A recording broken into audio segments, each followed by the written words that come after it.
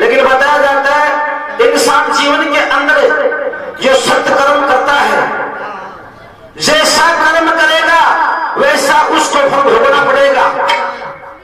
इसमें सभी आगे देव धनुष नर नाग कंद्र किन्नर सब आगे। और देखो कर्मों के अनुसार ही शरीर मिलता है। अगर ऐसा कर्म कर दिया और मिल गई जोड़ कछुए की तो कई 350 वर्ष की, और किसी कर्म से मिल गई जोड़ सर्प की तो कई लाखों हजार वर्ष की। तो देखो सारा श्रोता कर्मों के ऊपर आधारित है। तो एक भजन के द्वारा बताया है,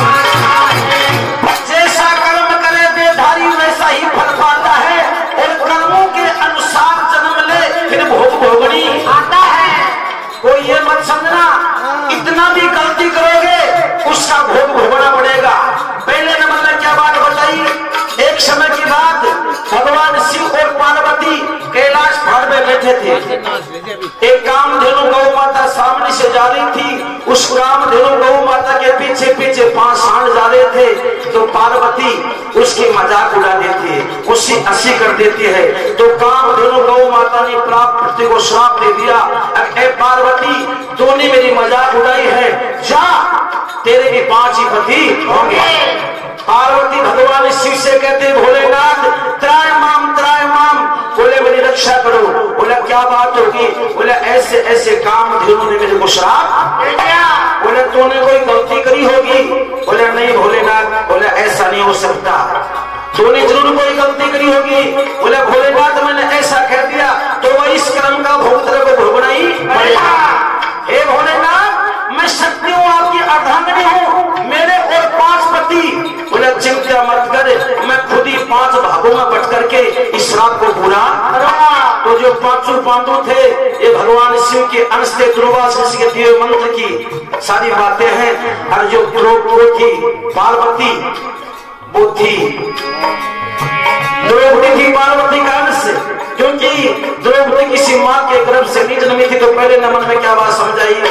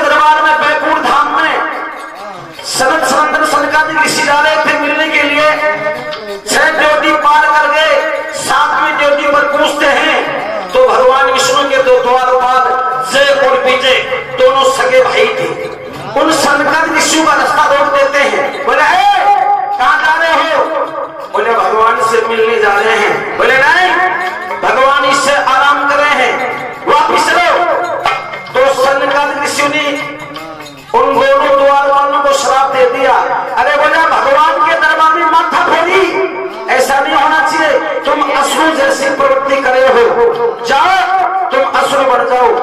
तो देखो दोनों द्वारपाल भगवान विष्णु के पास जाते, बोले महाराज ऐसे ऐसे मुनि ने हमको श्राप दे दिया। बोले आपने गलती करी होगी। बोले महाराज केवल उनका रास्ता रोका था। तो भाई मैं कुछ नहीं कर सकता, कर्म का भोग आपको भोगना पड़ेगा। बोले महाराज कोई उपाय? बोले हाँ विधि बता सकता हूँ, या तो 7 जन्म तक मेरी भक्ति करनी पड़ेगी या 3 जन्म तक मेरे से बैर करना पड़ेगा। तो दोनों द्वारपाल ये तय करते हैं भाई 7 जन्म में बहुत समय बीत जाएगा, हम तो 3 जन्म का महाराज आपसे बैर ही कर लेंगे। तो देखो पहले जन्म के अंदर हिरण्याकश्यप बने, उसी विष्णु भगवान ने वराह और नरसिंह अवतार लेकर के दोनों का उद्धार किया। और दूसरा जन्म के अंदर रावण और कुंभकर्ण बनते हैं, उसी विष्णु भगवान ने राम अवतार लिया, उनका उद्धार किया। और तीसरे जन्म में दंतवक्र और शिशुपाल बनते हैं, उसी भगवान विष्णु ने कृष्ण बन करके उनका उद्धार किया। इसलिए बताया नंबर 2 में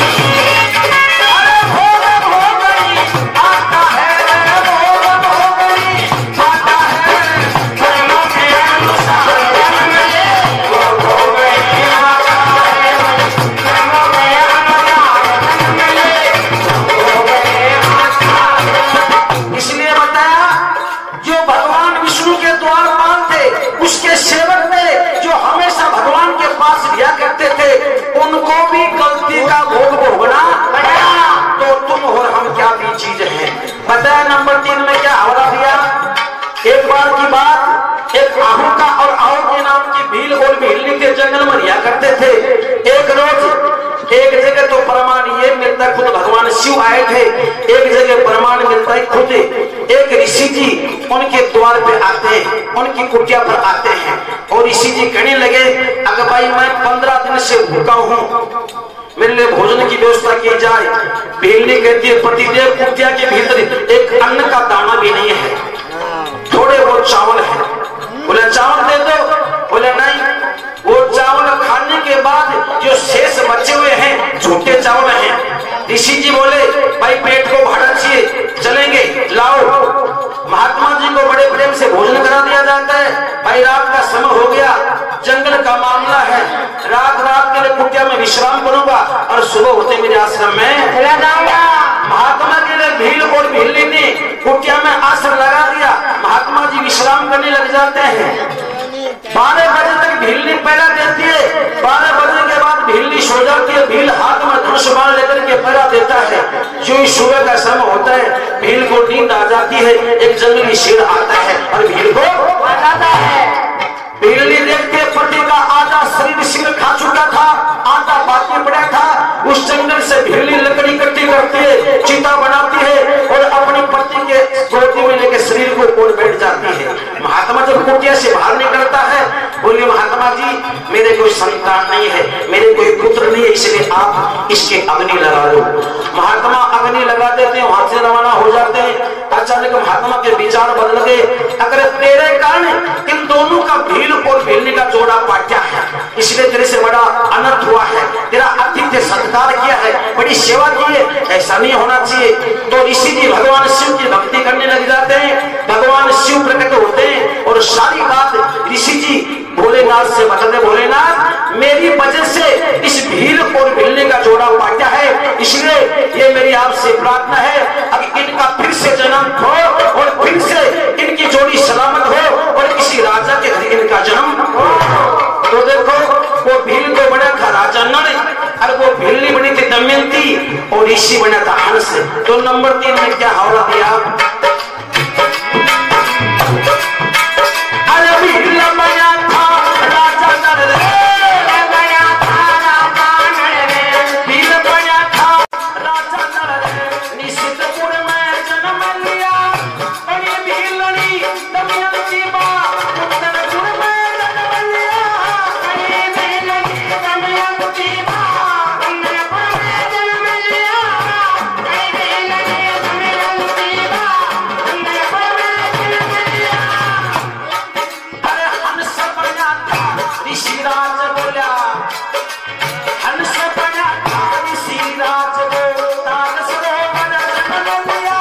ऋषि की भक्ति पार उतर के राजा के घर जन्म लिया। ऋषि की भक्ति पार उतर के राजा के घर जन्म लिया। ऋषि की भक्ति पार उतर के राजा के घर जन्म लिया। अरे चोट मिला थी पार उतर की, चोट मिला थी पार उतर की, यही जगत का नाता है कर्म के अनुसार जन्म ले गुरु बनी जाता है। कर्म के अनुसार जन्म ले गुरु बनी जाता है।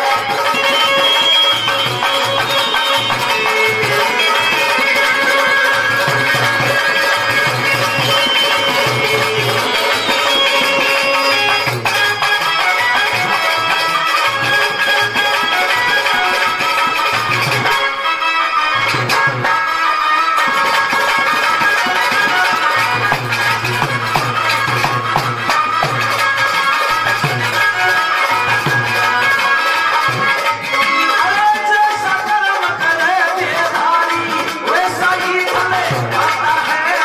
कर्म के अनुसार जन्म ले गुरु बनी जाता है। कर्म के अनुसार जन्म ले गुरु बनी जाता है। और लीजिए भजन की अंतिम लाइन में क्या बात बताई।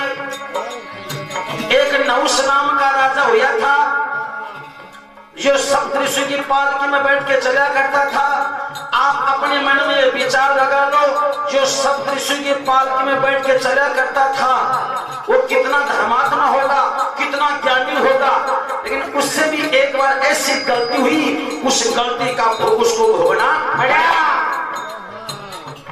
एक बार भगवान इंद्र को परम हत्या का पाप लग जाता है। इंद्र भगवान अपनी पत्नी को छोड़ के कमल की नाल में जाके छुप जाता है। तो देखो चाहे कोई गांव को सरपंच मर जाए, चाहे कोई मंत्री बन जाए मर जाए, कोई एमएलए मर जाए, तो देखो पद खाली नहीं होता, उसका चुनाव होता है। अब समस्या ये आ गई, अब इंद्र के पद पर कौन बैठे, तो सभी राय मशुरा करके ये तय करते हैं अब इंद्र के पद के ऊपर केवल राजा नहुष का अधिकार है। राजा नहुष को इंद्र के पद पर बिठा दिया जाता है। लेकिन उससे ये गलती होगी, अब इंद्राणी के ऊपर वो गलत नजर डाल देता है। इंद्राणी के ऊपर उसकी नींद बिगड़ जाती है। इंद्राणी देवता के गुरु बृहस्पति महाराज से शिकायत करती है, बोले महाराज ये नहुष है ना, इससे मेरे ऊपर कल दृष्टि डालता है, बेटा तू चिंता मत करे, इसका सबक इसको जरूर मिलेगा। तो देखो इंद्राणी अपनी एक सेवक से, अपने नौकर से ये समाचार कहती है, अब राजा नहुष को जाकर के ये समाचार दे दो, अब इंद्राणी आपसे महल में एकांत में मिलना चाहती है। इतनी बात सुनते ही नहुष राजा बड़ा प्रसन्न होता है, सब ऋषियों को आदेश करता है, अब जल्दी से मेरी पालकी लेकर के आओ। पालकी के ऊपर राजा नहुष बैठ जाता है, पालकी रवाना हो जाती है, लेकिन चलते चलते जल्दी के चक्कर में राजा नहुष दत्तात्रेय ऋषि के लात मारते हैं, जल्दी चल। दत्तात्रेय मुनि को क्रोध आ गया, अरे हरामजादे, ये हमारी पालकी के अंदर तू अजगर की तरह पड़ा है, तेरे को शर्म नहीं आती, एक ऋषि के लात मारता है, जा मैं तेरे को श्राप देता हूँ, अब तू अजगर। तो देखो कई साल तक वो राजा नहुष जो सप्तऋषि की पालकी में बैठ के चला करता था, इस मृत्यु लोक में आकर के उसको अजगर बनना पड़ा। तो कहने का मतलब भाई के हक को खाने वाला, भाई के हक को खाने वाला और परस्त्री के ऊपर गलत नजर डालने वाले को अजगर की सांप की योनि मिलती है, जिसकी उम्र कम से कम 10,000 वर्ष और पाप है तो लाखों वर्ष। इसलिए भजन की अंतिम लाइन में क्या बात बताइए,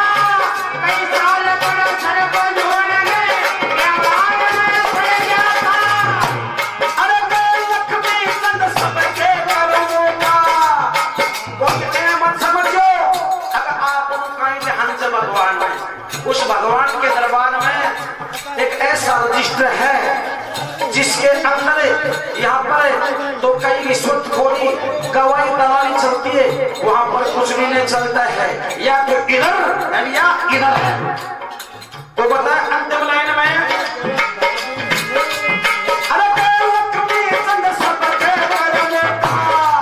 अरे उस ईश्वर के खाता है कर्म के अनुसार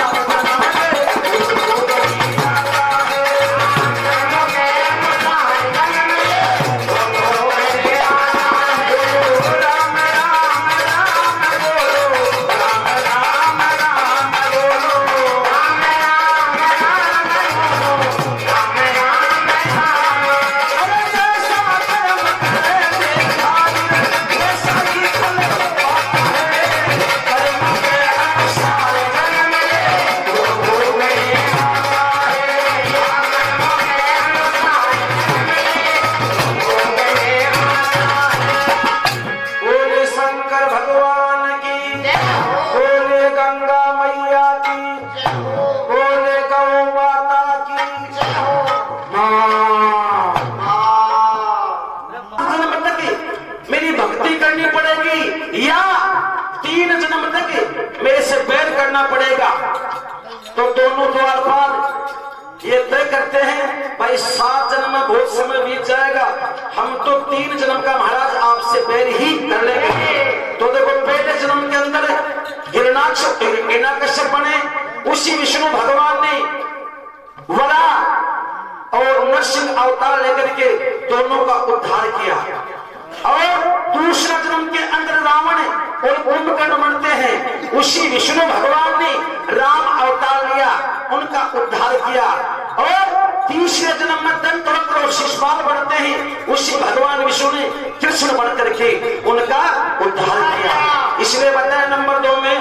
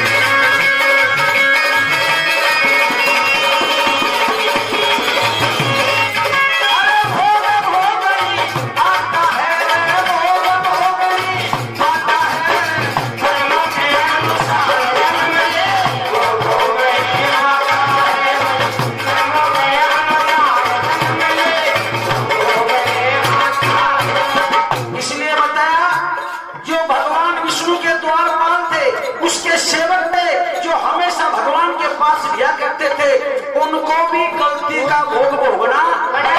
तो तुम और हम क्या भी चीज है। बताया नंबर 3 में क्या हवाला दिया। एक बार की बात, एक आहू का और आहू के नाम की भील और भीलनी के जंगल में रिया करते थे। एक रोज एक जगह तो प्रमाण ये मिलता खुद भगवान शिव आए थे, एक जगह प्रमाण मिलता है खुद एक ऋषि जी उनके द्वार पे आते हैं, उनकी कुटिया पर आते हैं और ऋषि जी कहने लगे, अगर भाई मैं 15 दिन से भूखा हूँ, मेरे लिए भोजन की व्यवस्था की जाए। भीलनी कहती है, पतिदेव कुटिया के भीतर एक अन्न का दाना भी नहीं है, थोड़े बहुत चावल है। बोले चावल दे दो। बोले नहीं, वो चावल खाने के बाद जो शेष बचे हुए हैं झूठे चावल हैं। ऋषि जी बोले, भाई पेट को भाड़ा चाहिए, चलेंगे, लाओ। महात्मा जी को बड़े प्रेम से भोजन करा दिया जाता है। भाई रात का समय हो गया, जंगल का मामला है, रात के लिए कुटिया में विश्राम करूंगा और सुबह होते मेरे आश्रम में चला जाऊंगा। महात्मा के लिए भील और भीलनी ने कुटिया में आसन लगा दिया। महात्मा जी विश्राम करने लग जाते हैं। 12 बजे तक भीलनी पहरा देती है। 12 बजे के बाद भीलनी सो जाती है। भील हाथ में धनुष बाण लेकर के पहरा देता है। जो ही सुबह का समय होता है, भील को नींद आ जाती है। एक जंगली शेर आता है और भील को बताता है। भीलनी देखते पति का आधा शरीर सिंह खा चुका था, आधा बाकी पड़ा था। उस जंगल से भीलनी लकड़ी इकट्ठी करती है, चिता बनाती है और अपनी पति के गोदी में लेकर शरीर को ओढ़ बैठ जाती है। महात्मा जब कुटिया से बाहर निकलता है, बोले महात्मा जी मेरे कोई संतान नहीं है, मेरे कोई पुत्र नहीं है, इसलिए आप इसके अग्नि लगा दो। महात्मा अग्नि लगा देते हैं, वहां से रवाना हो जाते हैं। अचानक महात्मा के विचार बदल गए, अगर तेरे कारण इन दोनों का भील और भीलनी का जोड़ा पाट्या है, इसलिए तेरे से बड़ा अनर्थ हुआ है, तेरा अतिथ्य सत्कार किया है, बड़ी सेवा की है, ऐसा नहीं होना चाहिए। तो ऋषि जी भगवान शिव की भक्ति करने लग जाते हैं। भगवान शिव प्रकट होते हैं और सारी बात ऋषि जी भोलेनाथ से बताते, भोलेनाथ मेरी वजह से से प्रार्थना है अब इनका फिर से जन्म हो और फिर से इनकी जोड़ी सलामत हो और किसी राजा के घर इनका जन्म हो। तो देखो वो भील तो बना था राजा नल और वो भीलनी बनी थी दमयंती और ऋषि बना था हंस। तो नंबर 3 में क्या हवाला दिया? अरे भील बना था राजा नल रे, बना था राजा नल रे, भील बना था राजा नल रे, निशितपुर में जन्म लिया बड़ी भीलनी दमयंती मां, उत्तरपुर में जन्म लिया बड़ी भीलनी दमयंती मां, उत्तरपुर में जन्म लिया बड़ी भीलनी दमयंती मां, उत्तरपुर में जन्म लिया। अरे हंस बना था ऋषिराज बोला, हंस बना था ऋषिराज बोलता सरोवर जन्म लिया, ऋषि की भक्ति पार उतर के राजा के घर जन्म लिया, ऋषि की भक्ति पार उतर के राजा के घर जन्म लिया, ऋषि की भक्ति पार उतर के राजा के घर जन्म लिया। अरे चोट मिला थी पार उतर की, चोट मिला थी पार उतर की, यही जगत का नाता है कर्म के अनुसार जन्म ले वो बनी राजा है, कर्म के अनुसार जन्म ले वो बनी राजा है।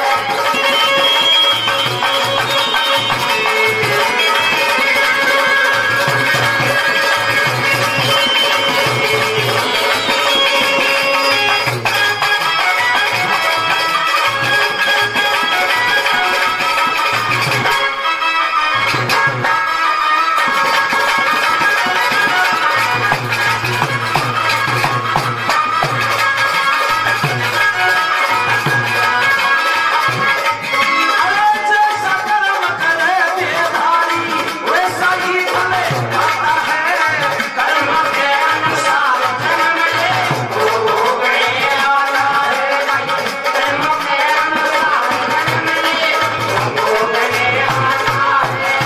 और लीजिए भजन की अंतिम लाइन में क्या बात बताई? एक नहुष नाम का राजा हुआ था जो सप्तऋषि की पालकी में बैठ के चला करता था। आप अपने मन में ये विचार लगा लो, जो सप्तऋषि की पालकी में बैठ के चला करता था वो कितना धर्मात्मा होगा, कितना ज्ञानी होगा। लेकिन उससे भी एक बार ऐसी गलती हुई, उस गलती का भोग उसको भोगना पड़ा। एक बार भगवान इंद्र को ब्रह्म हत्या का पाप लग जाता है। इंद्र भगवान अपनी पत्नी को छोड़ के कमल की नाल में जाके छुप जाता है। तो देखो, चाहे कोई गांव को सरपंच मर जाए, चाहे कोई मंत्री बन जाए मर जाए, कोई एमएलए मर जाए, तो देखो पद खाली नहीं होता, उसका चुनाव होता है। अब समस्या ये आ गई, अब इंद्र के पद पे कौन बैठे?